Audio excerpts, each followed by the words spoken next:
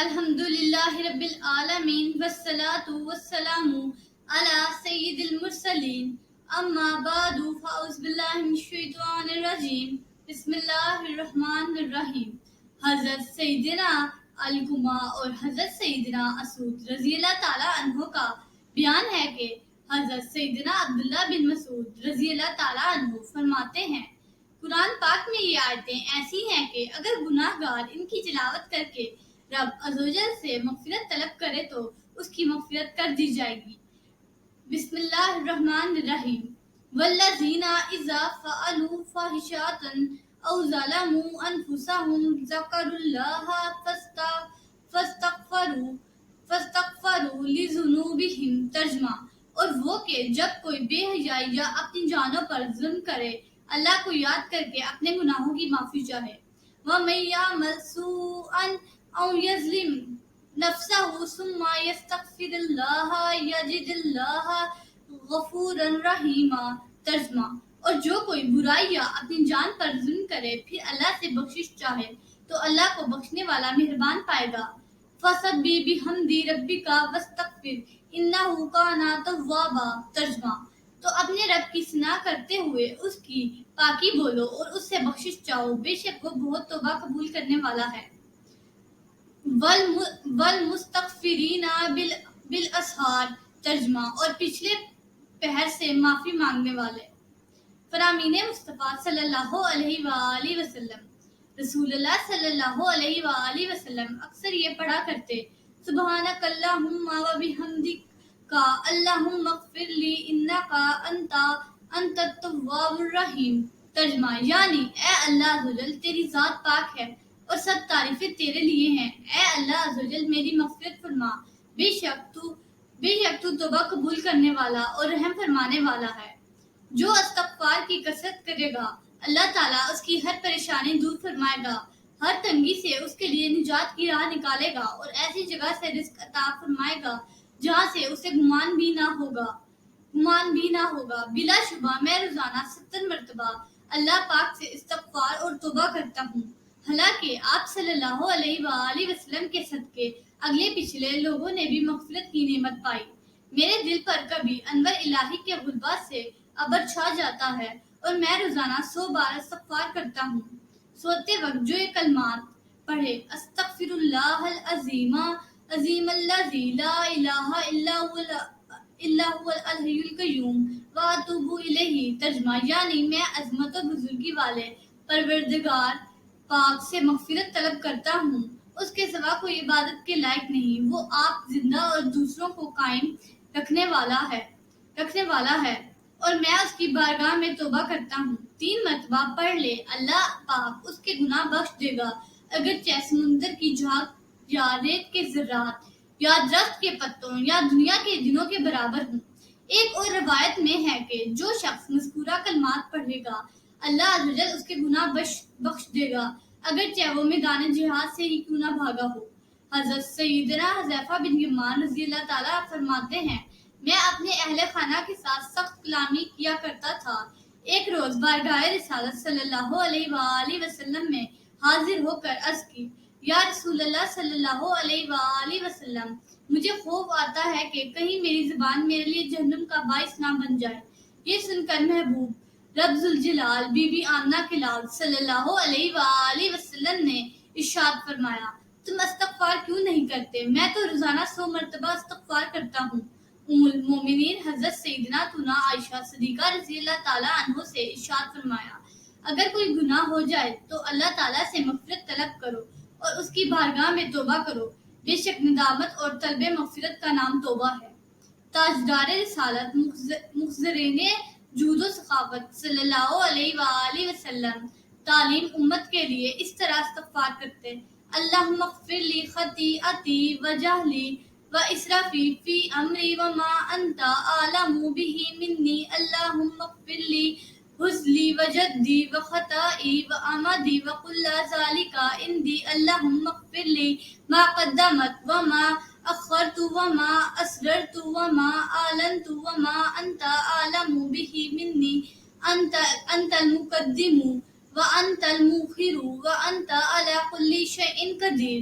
ترجمہ یعنی اے اللہ پاک میری خطا، نادانی، اپنے معاملات میں حد سے تجاوز اور میرے متعلق جو بھی تو جانتا ہے اسے معاف فرما۔ یا اللہ پاک مذاق میں، سنجیدگی میں، بھولے میں یا جان بوجھ کر مجھ سے جو بھی گناہ سرزد ہوئے ہیں انہیں معاف فرما۔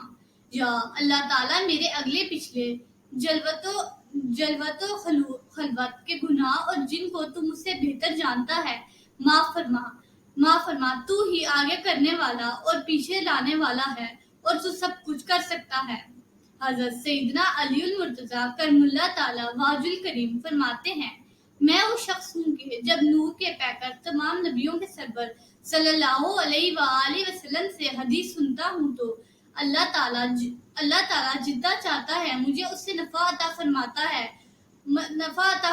ہے اور جب کوئی صحابی رسول مجھے حدیث رسول سناتا ہے تو میں اس سے قسم لیتا ہوں اور جب وہ قسم کھاتا ہے تو میں اس کی تصدیق کرتا ہوں۔ اور مجھے امیر المومنین حضرت سیدنا ابو بکر صدیق رضی اللہ تعالیٰ عنہ نے حدیث سنائی اور سچ فرمایا کہ میں نے مدنی آقا صلی اللہ علیہ وآلہ وسلم کو ارشاد فرماتے سنا کہ جو بندہ گناہ کر بیٹھے تو اچھے طریقے سے وضو کرے، پھر کھڑے ہو کر 2 رکعتیں ادا کرے، پھر اللہ عزوجل سے مغفرت طلب کرے تو اس کی مغفرت کر دی جاتی ہے۔ پھر آپ صلی اللہ علیہ وآلہ وسلم نے یہ آیت مبارکہ کی تلاوت کی۔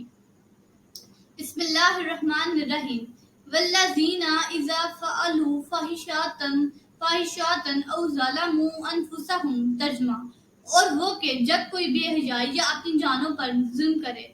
بندہ جب کوئی گناہ کرتا ہے تو اس کے دل پر ایک سیاہ نقطہ لگا دیا جاتا ہے، پھر اگر وہ توبہ کرے اور اس گناہ سے باز آ جائے اور استغفار کرے تو اس کا دل چمکا دیا جاتا ہے، اور اگر وہ مزید گناہ کرے تو اس سیاہی میں اضافہ کر دیا جاتا ہے یہاں تک کہ اس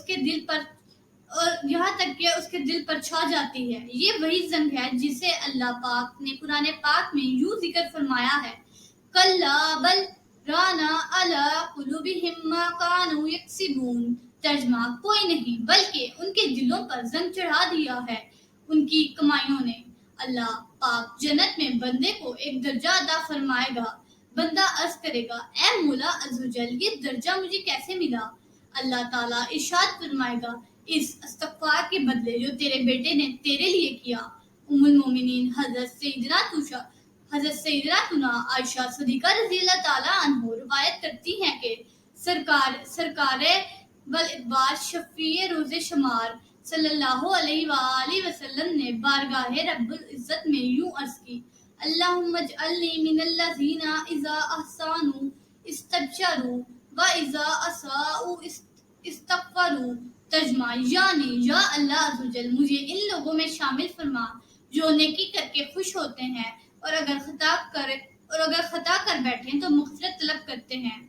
بندہ جب کوئی گناہ کر بیٹھے پھر کہے اللہم اغفر لی، یعنی یا اللہ پاک مجھے معاف فرما، تو اللہ پاک فرماتا ہے میرے بندے سے گناہ ہو گیا، اور وہ جانتا ہے کہ اس کا رب ہے جو گناہ پر پکڑ بھی فرماتا ہے اور بخشش بھی دیتا ہے۔ اے میرے بندے جو چاہے کر، میں نے تیری بخشش فرما دی۔ معافی مانگ لینے والا گناہ پر اڑا رہنے والا نہیں، اگرچہ دن میں 70 بار گناہ کرے۔